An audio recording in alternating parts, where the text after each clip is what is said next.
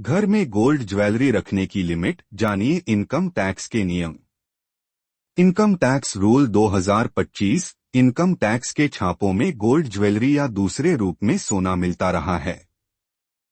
इसकी वजह है कि देश में घरों में सोना रखने की पुरानी परंपरा रही है।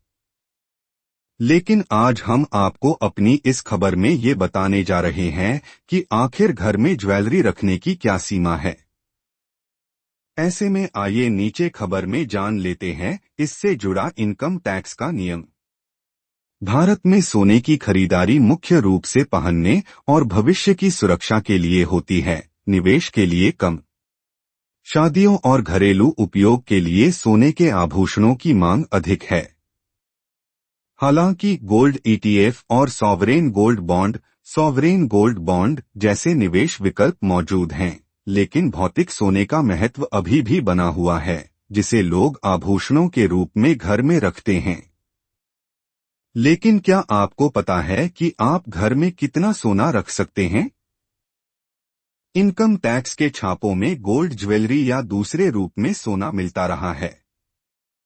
इसकी वजह है कि देश में घरों में सोना रखने की पुरानी परंपरा रही है। इसलिए सोने की ज्वेलरी या दूसरे रूप को लेकर संदेह करना ठीक नहीं होता है।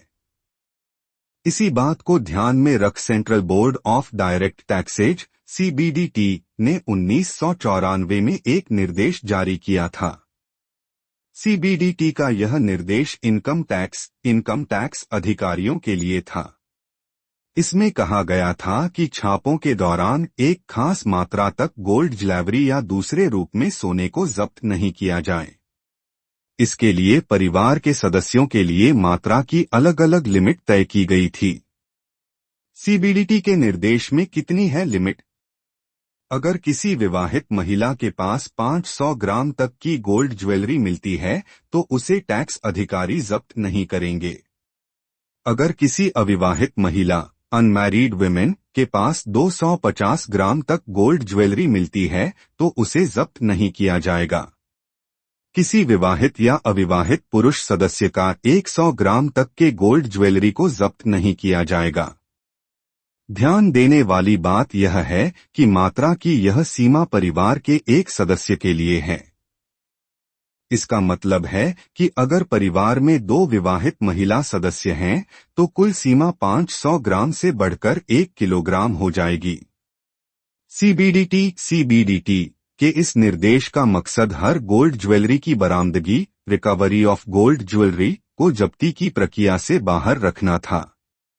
हर गोल्ड ज्वेलरी की जब्ती से विवाद की संख्या बढ़ जाती है। कृपया वीडियो को सब्सक्राइब करें और बेल आइकन दबाएं। यह वीडियो देखने के लिए धन्यवाद।